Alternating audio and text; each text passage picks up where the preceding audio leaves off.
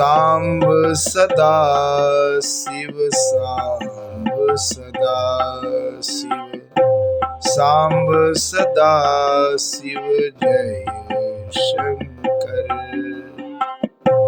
अघतम हर हर जय जय शंकर, जय जय शंकर जय शंकर।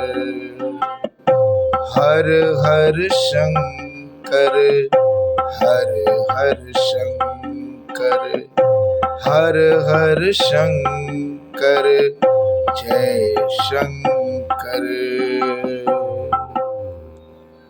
धर्म प्रेमी बंधुओं, आज श्री शिव महापुराण विद्येश्वर संहिता के अंतर्गत 11वें अध्याय में आप सब सुनेंगे शिवलिंग की स्थापना, उसके लक्षण और पूजन की विधि का वर्णन तथा शिव पद की प्राप्ति कराने वाले सत्कर्मों का विवेचन। ऋषिगण बोले, हे सूत जी, शिवलिंग की स्थापना कैसे करनी चाहिए, उसका लक्षण क्या है तथा उसकी पूजा कैसे करनी चाहिए, किस देश काल में करनी चाहिए और किस द्रव्य के द्वारा उसका निर्माण होना चाहिए। सूत जी बोले, हे महर्षियों, मैं आप लोगों के लिए इस विषय का वर्णन करता हूँ, ध्यान देकर समझिए।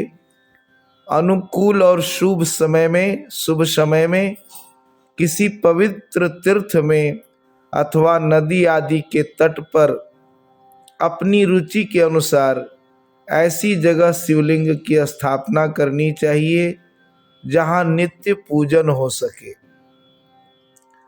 पार्थिव द्रव्य से, जलमय द्रव्य से अथवा धातुमय पदार्थ से अपनी रुचि के अनुसार कल्पोक्त लक्षणों से युक्त शिवलिंग का निर्माण करके उसकी पूजा करने से उपासक को उस पूजा का पूरा फल प्राप्त होता है। संपूर्ण शुभ लक्षणों से युक्त शिवलिंग तत्काल पूजा का फल देने वाला है। यदि चल प्रतिष्ठा करनी हो तो उसके लिए छोटा सा शिवलिंग, और यदि अचल प्रतिष्ठा करनी हो तो स्थूल शिवलिंग श्रेष्ठ माना जाता है। उत्तम लक्षणों से युक्त पीठ सहित शिवलिंग की स्थापना करनी चाहिए। शिवलिंग का पीठ मंडलाकार, गोल, चौकोर, त्रिकोण अथवा खटवांग के आकार का ऊपर गोल और आगे लंबा होना चाहिए। ऐसा लिंग पीठ महान फल देने वाला होता है। पहले मिट्टी, प्रस्तर आदि से अथवा लोहे आदि से शिवलिंग का निर्माण करना चाहिए। जिस द्रव्य से शिवलिंग का निर्माण हो उसी से उसका पीठ भी बनाना चाहिए। यदि अस्थावर यानी अचल प्रतिष्ठा वाले शिवलिंग की विशेष बात है, यही अचल प्रतिष्ठा वाले शिवलिंग की विशेष बात है। चर यानी चल प्रतिष्ठा वाले शिवलिंग में भी लिंग और पीठ का एक ही उपादान होना चाहिए, किंतु बाण लिंग के लिए यह नियम नहीं है। लिंग की लंबाई निर्माणकर्ता के 12 अंगुल के बराबर होना चाहिए। ऐसा ही शिवलिंग उत्तम कहा गया है। इससे कम लंबाई हो तो फल में कमी आ जाती है, अधिक हो तो कोई दोष नहीं। 4 लिंग में भी वैसा ही नियम है, चर लिंग में भी वैसा ही नियम है। इसकी लंबाई कम से कम कर्ता के 1 अंगुल के बराबर होनी चाहिए। पहले शिल्प शास्त्र के अनुसार एक विमान या देवालय बनवाए जो देवगणों की मूर्तियों से अलंकृत हो। उसका गर्भगृह बहुत ही सुंदर, सुदृढ़ और दर्पण के समान स्वच्छ हो उसे 9 प्रकार के रत्नों से विभूषित किया गया हो, उसमें पूर्व और पश्चिम दिशा में 2 मुख्य द्वार हों जहाँ लिंग की स्थापना करनी हो, उस स्थान के गर्त में नीलम, लाल रत्न, वैदुर्य, श्याम रत्न, मरकत, मोती, मूंगा, गोमेद और हीरा, इन 9 रत्नों को तथा अन्य महत्वपूर्ण द्रव्यों को वैदिक मंत्रों के साथ छोड़े।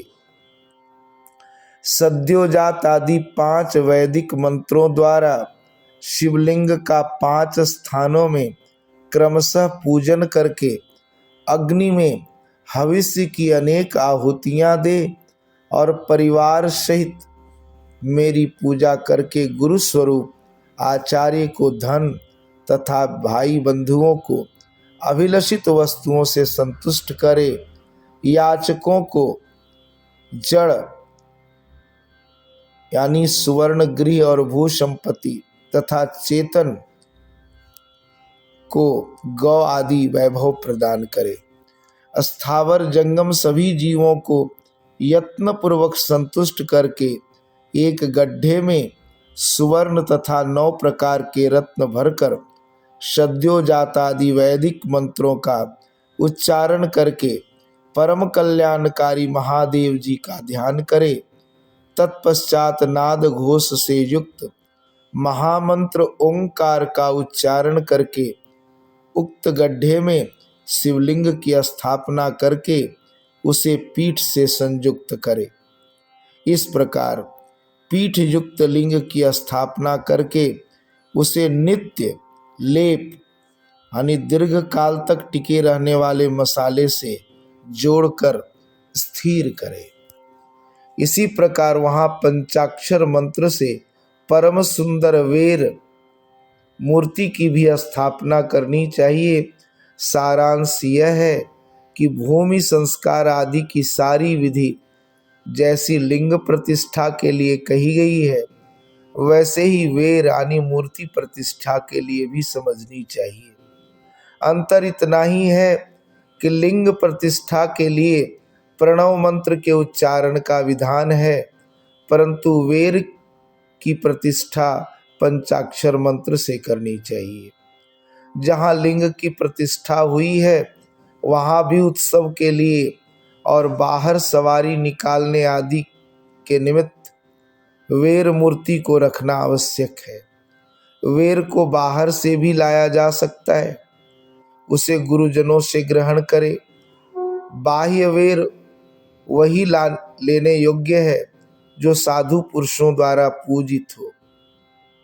इस प्रकार लिंग में और वेर में भी की हुई महादेव की पूजा शिव पद प्रदान करने वाली होती है। स्थावर और जंगम के भेद से लिंग भी 2 प्रकार का कहा गया है। वृक्ष लता आदि को स्थावर लिंग कहते हैं और कृमि कीट आदि को जंगम लिंग। सींचने आदि के द्वारा स्थावर लिंग की सेवा करनी चाहिए और जंगम लिंग को आहार और जल आदि देकर तृप्त करना चाहिए।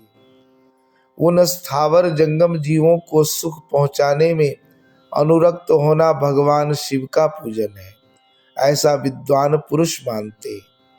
इस प्रकार चराचर जीवों को ही भगवान शंकर के प्रतीक मानकर उनका पूजन करना चाहिए। सभी पीठ परा प्रकृति जगदम्बा का स्वरूप है और समस्त शिवलिंग चैतन्य स्वरूप है। जैसे भगवान शंकर देवी पार्वती को गोद में बिठाकर विराजते हैं, उसी प्रकार यह शिवलिंग सदा पीठ के साथ ही विराजमान होता है। इस तरह महालिंग की स्थापना करके विविध उपचारों द्वारा उसका पूजन करे। अपनी शक्ति के अनुसार नित्य पूजा करनी चाहिए तथा देवालय के पास ध्वजारोपण आदि करना चाहिए। इस प्रकार साक्षात शिव का पद प्रदान करने वाले लिंग की स्थापना करे अथवा चर लिंग में षोडशोपचारों द्वारा यथोचित रीति से क्रमशः पूजन करे। यह पूजन भी शिव पद प्रदान करने वाला है। आवाहन, आसन, अर्घ्य, पाद्य,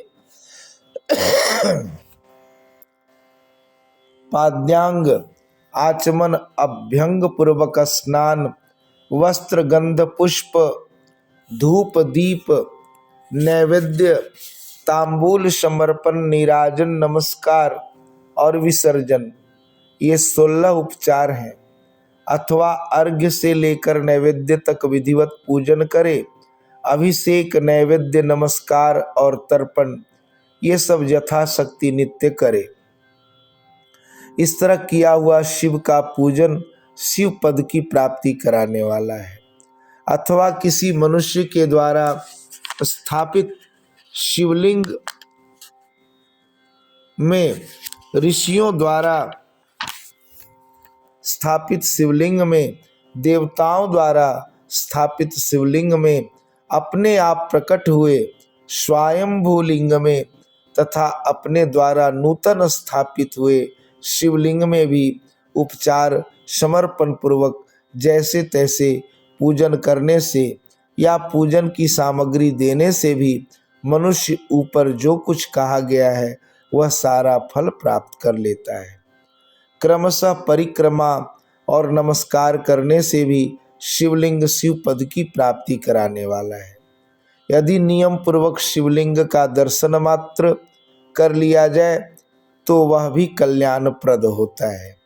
मिट्टी, आटा, गाय के गोबर, फूल, कनेर, पुष्प, फल, गुड़, मक्खन, भस्म अथवा अन्न से भी अपनी रुचि के अनुसार शिवलिंग बनाकर तदनुसार उसका पूजन करें।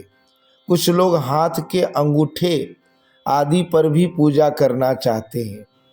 लिंग का निर्माण कहीं भी करने में किसी प्रकार का निषेध नहीं है। भगवान शिव सर्वत्र ही भक्त के प्रयत्न के अनुसार फल प्रदान कर देते हैं। अथवा श्रद्धा पूर्वक शिव भक्त को शिवलिंग का दान या लिंग के मूल्य का दान करने से भी शिवलोक की प्राप्ति होती है। अथवा प्रतिदिन 10,000 प्रणव मंत्र जप करे अथवा दोनों संध्याओं के समय 1,000 प्रणव जप किया करे, यह क्रम भी शिव पद की प्राप्ति कराने वाला है, ऐसा जानना चाहिए। जप काल में मकारांत प्रणव उच्चारण मन की शुद्धि करने वाला होता है। समाधि में मानसिक जप का विधान है तथा अन्य सब समय उपांशु जप ही करना चाहिए। नाद और बिंदु से युक्त ओंकार के उच्चारण को विद्वान पुरुष समान प्रणव कहते हैं। यदि प्रतिदिन आदर पूर्वक 10,000 पंचाक्षर मंत्र का जप किया जाए अथवा दोनों संध्याओं के समय 1,000 का ही जप किया जाए तो उसे शिव पद की प्राप्ति कराने वाला समझना चाहिए। ब्राह्मणों के लिए आदि में प्रणव से युक्त पंचाक्षर मंत्र अच्छा बतलाया गया है। फल की प्राप्ति के लिए दीक्षा पूर्वक गुरु से मंत्र ग्रहण करना चाहिए। कलश से किया हुआ स्नान, मंत्र दीक्षा, मातृकाओं का न्यास, सत्य पवित्र अंतःकरण वाला ब्राह्मण तथा ज्ञानी गुरु, इन सब को उत्तम माना गया है। द्विजों के लिए नमः शिवाय के उच्चारण का विधान है। द्विजेतरों के लिए अंत में नमः पद के प्रयोग की विधि है, अर्थात वे शिवाय नमः इस मंत्र का उच्चारण करें। स्त्रियों के लिए भी कहीं कहीं विधि पूर्वक अंत में नमः जोड़कर उच्चारण का ही विधान है, अर्थात कोई कोई ऋषि ब्राह्मण की स्त्रियों के लिए नमः पूर्वक शिवाय के जप की अनुमति देते हैं, अर्थात वे नमः शिवाय का जप करें। पंचाक्षर मंत्र का 5 करोड़ जप करके मनुष्य भगवान सदाशिव के समान हो जाता है। 1, 2, 3 या 4 करोड़ का जप करने से क्रमशः ब्रह्मा, विष्णु, रुद्र तथा महेश्वर का पद प्राप्त होता है। अथवा मंत्र में जितने अक्षर हैं उनका पृथक पृथक 1-1 लाख जप करें, अथवा समस्त अक्षरों का एक साथ ही जितने अक्षर हों उतने लाख जप करें। इस तरह के जप को शिव पद की प्राप्ति कराने वाला समझना चाहिए। यदि 1000 दिनों में प्रतिदिन 1 सहस्त्र जप के क्रम से पंचाक्षर मंत्र का 10 लाख जप पूरा कर लिया जाए और प्रतिदिन ब्राह्मण भोजन कराया जाए तो उस मंत्र से अभिष्ट कार्य की सिद्धि होती है। ब्राह्मण को चाहिए कि वह प्रतिदिन प्रातः काल 1008 बार गायत्री का जप करे। ऐसा होने पर गायत्री क्रमशः शिव का पद प्रदान कराने वाली होती है। वेद मंत्रों और वैदिक सूक्तों का भी नियम पूर्वक जप करना चाहिए। एकाक्षर मंत्र 10,000, दशार्ण मंत्र 1,000, 100 से कम अक्षर वाले मंत्र 100 और उससे अधिक अक्षर वाले मंत्र यथाशक्ति 1 से अधिक बार जपने चाहिए। वेदों के पारायण को भी शिव पद की प्राप्ति कराने वाला जानना चाहिए। अन्यान्य जो बहुत से मंत्र हैं उनका भी जितने अक्षर हों उतने लाख जप करने चाहिए। एकाक्षर मंत्रों को उसी प्रकार करोड़ की संख्या में जपना चाहिए। अधिक अक्षर वाले मंत्र 1000 की संख्या में भक्ति पूर्वक जपने चाहिए। इस प्रकार जो यथाशक्ति जप करता है वह क्रमशः शिव पद प्राप्त कर लेता है। अपनी रुचि के अनुसार किसी एक मंत्र को अपनाकर मृत्यु पर्यंत प्रतिदिन उसका जप करना चाहिए अथवा ओम इस मंत्र का प्रतिदिन 1 सहस्त्र जप करना चाहिए। ऐसा करने से भगवान शिव की आज्ञा से संपूर्ण मनोरथों की सिद्धि होती है। जो मनुष्य भगवान शिव के लिए फुलवाड़ी या बगीचे आदि लगाता है तथा शिव के सेवा कार्य के लिए मंदिर में झाड़ने बुहारने आदि की व्यवस्था करता है वह इस पुण्य कर्म को करके शिव पद प्राप्त कर लेता है। भगवान शिव के जो काशी क्षेत्र हैं उसमें भक्ति पूर्वक नित्य निवास करे वे जड़ चेतन सभी को भोग और मोक्ष देने वाले होते हैं। अतः विद्वान पुरुष को भगवान शिव के क्षेत्र में मृत्यु पर्यंत निवास करना चाहिए। मनुष्यों द्वारा स्थापित शिवलिंग से चारों ओर 100 हाथ तक पुण्य क्षेत्र कहा गया है तथा ऋषियों द्वारा स्थापित शिवलिंग के चारों ओर 1000 हाथ तक पुण्य क्षेत्र होता है। इसी प्रकार देवताओं द्वारा स्थापित शिवलिंग के चारों ओर भी 1000 हाथ तक पुण्य क्षेत्र समझना चाहिए। स्वयंभू लिंग के चारों ओर तो 1000 धनुष यानी 4000 हाथ तक पुण्य क्षेत्र होता है। पुण्य क्षेत्र में स्थित बावड़ी कुआं और पोखरे आदि को शिव गंगा समझना चाहिए। भगवान शिव का ऐसा ही वचन है। वहां स्नान दान और जप करके मनुष्य भगवान शिव को प्राप्त कर लेता है। अतः मृत्यु पर्यंत शिव के क्षेत्र का आश्रय लेकर रहना चाहिए। जो शिव के क्षेत्र में अपने किसी मृत संबंधी का दाह दशा मासिक श्राद्ध शपिंडीकरण अथवा वार्षिक श्राद्ध करता है अथवा कभी भी शिव के क्षेत्र में अपने पितरों को पिंड देता है वह तत्काल सब पापों से मुक्त हो जाता है और अंत में शिव पद पाता है। अथवा शिव के क्षेत्र में 7, 5, 3 या 1 ही रात निवास कर ले। ऐसा करने से भी क्रमशः शिव पद की प्राप्ति होती है।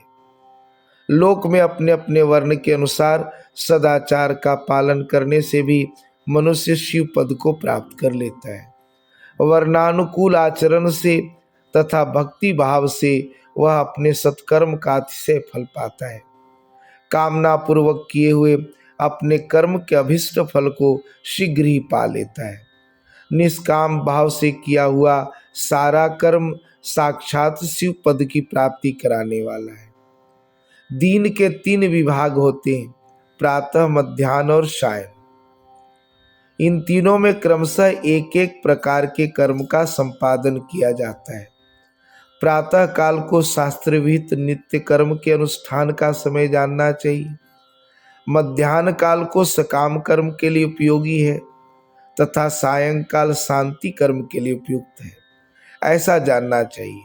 इसी प्रकार रात्रि में भी समय का विभाजन किया गया है। रात के 4 प्रहरों में से जो बीच के 2 प्रहर हैं उसमें निशीथ काल कहा गया है। विशेषतः उस काल में की हुई भगवान शिव की पूजा अभिष्ट फल को देने वाली है। ऐसा जानकर कर्म करने वाला मनुष्य यथोक्त फल का भागी होता है। विशेषतः कलयुग में कर्म से ही फल की सिद्धि होती है।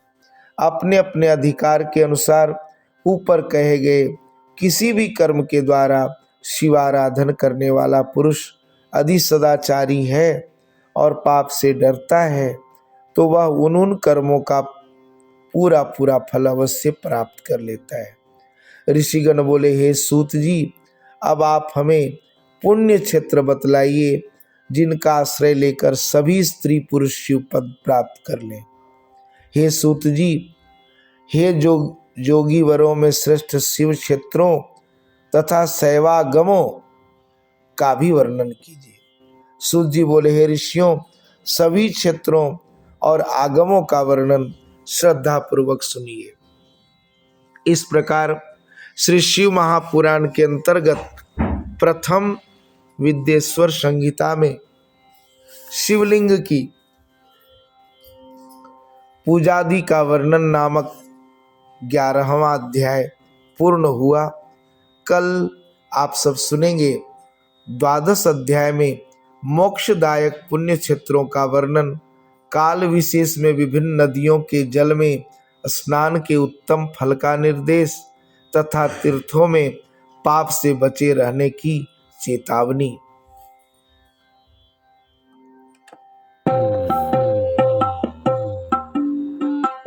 सांब सदा शिव, सांब सदा शिव, सांब सदा शिव, जय शंभो।